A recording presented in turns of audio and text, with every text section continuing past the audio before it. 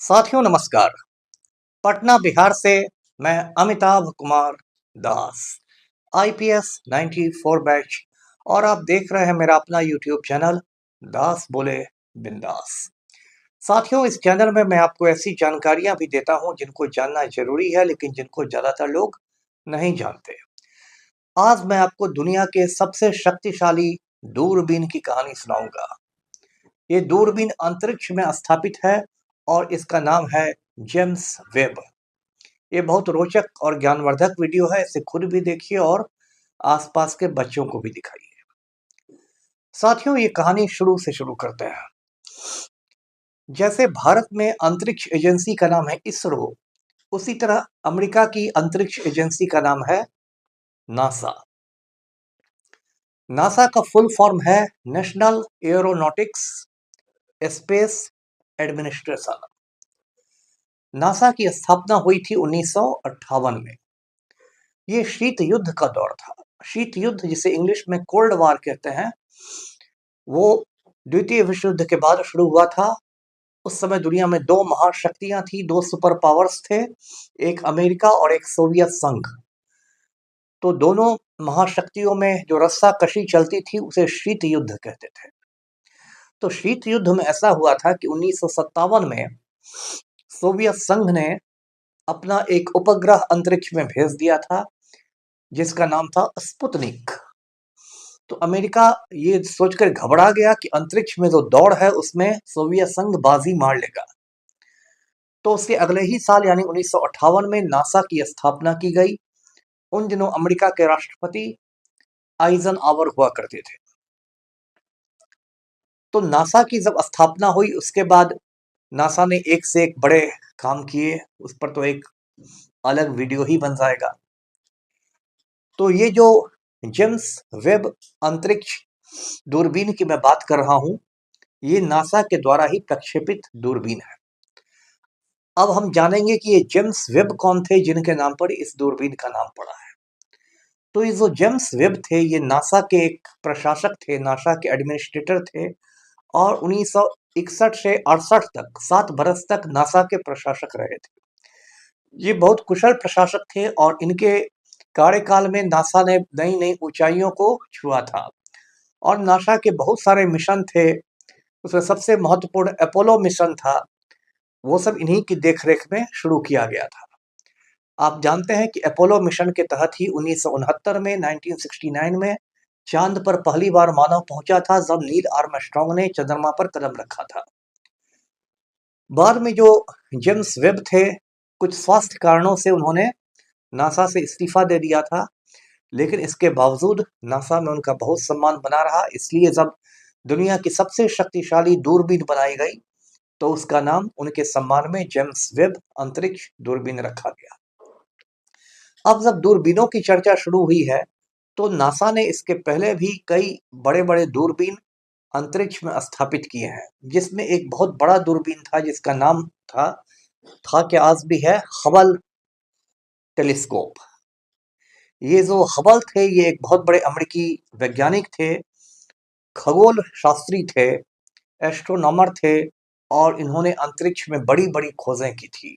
तो उन्हीं के सम्मान में ये हबल टेलीस्कोप नासा ने अंतरिक्ष में लगाया था। लेकिन समय बीतने के बाद नासा को यह महसूस हुआ कि एक इससे भी ज्यादा शक्तिशाली अंतरिक्ष दूरबीन की आवश्यकता है। अब ये जो अंतरिक्ष में दूरबीन लगाए जाते हैं, इन दूरबीन को लगाना कोई बच्चों का खेल नहीं है। नासा की भी जो इतना बड़ा ताकतवर एजेंसी है, उसकी भी औकात ये नहीं थी कि वो अकेले इतनी बड़े दूरबीन को लगा देता। तो नासा की मदद के लिए यूरोपियन स्पेस एजेंसी आई, जो यूरोपीय देशों की अंतरिक्ष एजेंसी है, और कनाडा की भी अंतरिक्ष एजेंसी आई। इन सब ने मिलकर 10-12 वर्ष में इस दूरबीन का निर्माण किया, और इस दूरबीन के निर्माण में करोड़ों करोड़ अमेरिकी डॉलर खर्च हुए। एक अमेरिकी डॉलर 84 भारतीय रुपए के बराबर होता है। तो आप समझ जाइए, यदि भारतीय रुपए में इसको देखेंगे तो अरबों खरबों में ये एक दूरबीन बनाई गई। इस दूरबीन में एक बहुत बड़ा मिरर लगा हुआ है, एक बहुत बड़ा दर्पण है, और दर्पण को 18 खंडों से जोड़ के बनाया गया है। इस दर्पण के ऊपर एक सोने की परत चढ़ी हुई है, गोल्ड का सोने की परत चढ़ाई गई है, क्योंकि माना जाता है कि सोना जो होता है वो बहुत अच्छा रिफ्लेक्शन करता है, परावर्तन करता है। और ये जो जेम्स वेब स्पेस टेलीस्कोप बनाया गया, इसको क्रिसमस के दिन यानी कि 25 दिसंबर को 2021 को प्रक्षेपित किया गया।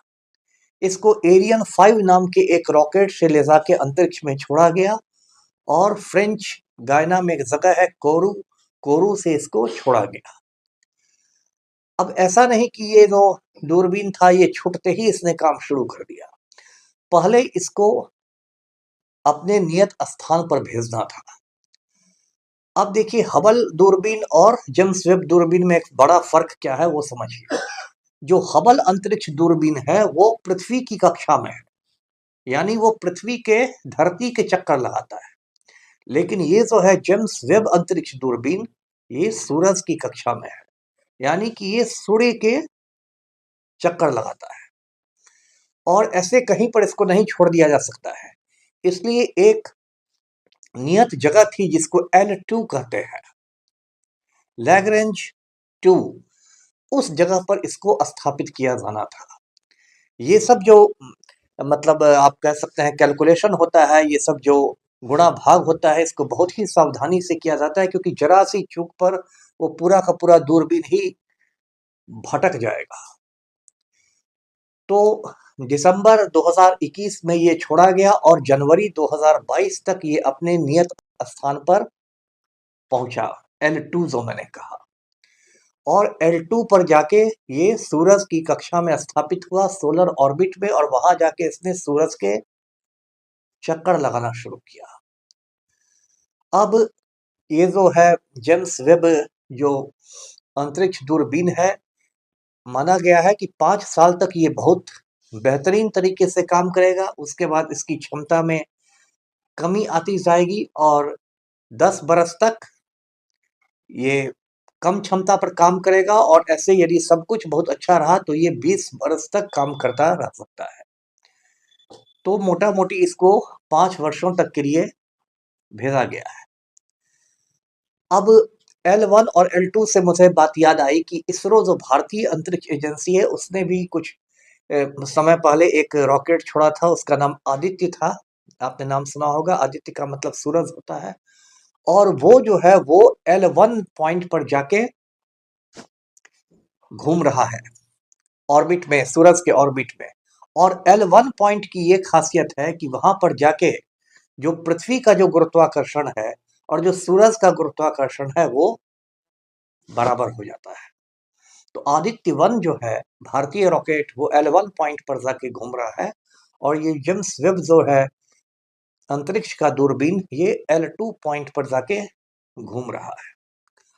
आप देखिए ये जेम्स वेब दूरबीन को प्रक्षेपित क्यों किया गया है, क्योंकि देखिए ब्रह्मांड की के अनंत रहस्य हैं, एक दो रहस्य नहीं है, अनंत रहस्य हैं ब्रह्मांड के, जिनको आज तक हम लोग नहीं जान सके, मतलब मानव जाति नहीं जान सकी है।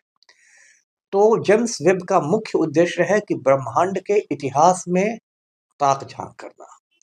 आप जानते हैं कि आज से अरबों खरबों वर्ष पहले एक बहुत ही बड़ा धमाका हुआ था, उसके बाद से हमारे ब्रह्मांड की शुरुआत हुई थी। वो जो धमाका हुआ था उसको बिग बैंग कहते हैं। और बिग बैंग के बाद धीरे धीरे लाखों सालों में, करोड़ों सालों में धीरे धीरे नए नए ग्रह बने, नई नई आकाश गंगाएं बनी, नए नए तारे बने। ये सारी चीजें इतने बड़े पैमाने पर हुई है कि सिर्फ उनके आंकड़े पढ़ के ही किसी का भी दिमाग चकरा जाता है। तो जेम्स वेब टेलीस्कोप को ये निर्देश दिए जाते हैं, और वो निर्देश देखिए विज्ञान कितनी तरक्की कर गया है कि नासा का जो नियंत्रण कक्ष है उससे जेम्स वेब जो कि सूरज की कक्षा में घूम रहा है उसमें कोई भी उसको आदेश जो पहुंचता है उस सिर्फ 5 सेकंड में पहुंच जाता है। ये विज्ञान की तरक्की है, ये कोई बागेश्वर बाबा की पर्ची नहीं है। देखिए विज्ञान कहाँ से कहाँ चला गया है, और तब उसको वो आदेश दिया जाता है। और इस काम में जो है जेम्स वेब दूरबीन वो बहुत मतलब आप कह सकते हैं कुशलता से काम करा। अभी हाल में उसने एक गैलेक्सी का पता किया है, आकाशगंगा समझ सकते हैं, एक तरह की आकाशगंगा, और उसका नाम है सोम्ब्रेरो। सोम्ब्रेरो उसका नाम क्यों पड़ा? क्योंकि सोम्ब्रेरो एक किस्म का हैट होता है, बहुत बड़ा वो हैट होता है, उसे मेक्सिको के किसान पहनते हैं। जो ये जो गैलेक्सी है, ये करोड़ों किलोमीटर दूर से देखने पर इसका जो मतलब शेप है, इसका जो आकार है, वो उसी मैक्सिकन हैट की तरह लगता है, इसलिए इसे सोम्ब्रेरो गैलेक्सी का नाम जेम्स वेब टेलीस्कोप ने दिया है। साथियों, इसके अलावा भी जेम्स वेब बहुत सारी चीजें देख रहा है, नई नई जो गैलेक्सीज बन रही हैं, कौन तारे बन रहे हैं, और उनकी तस्वीरें भेज रहा है। और ये जो तस्वीरें होती है, उनमें इतने ज़्यादा उन्नत इंफ्रारेड कैमरों का इस्तेमाल किया जाता है कि वो तस्वीरें बहुत ही साफ साफ दिखाई दे रही है, और एक तरह से जेम्स वेब दूरबीन ने अंतरिक्ष के क्षेत्र में क्रांति कर दी है। यदि भारत के संदर्भ में हम देखें तो इसरो ने भी अच्छे अच्छे काम किए हैं। जब मैं बच्चा हुआ करता था, 75 की बात मुझे याद है, इसरो ने पहला उपग्रह छोड़ा था, आर्यभट्ट उसका नाम था। और आर्यभट्ट आप जानते हैं पटना के ही गणितज्ञ थे, और उन्होंने तरेगना में बड़े बड़े काम किए, जिस जो तारा गणना के नाम पर तरेगना नाम पड़ा है, मसौढ़ी के पास है। उसके बाद भी इसरो ने बड़े बड़े काम किए हैं, पीएसएलवी छोड़ा गया है, जीएसएलवी छोड़ा गया है, चंद्रयान छोड़ा गया है, आदित्य छोड़ा गया है। लेकिन जो अंतरिक्ष का दूरबीन वाला हिस्सा है, उसमें अभी भी भारत अमेरिका से बहुत ज़्यादा पिछड़ा हुआ है।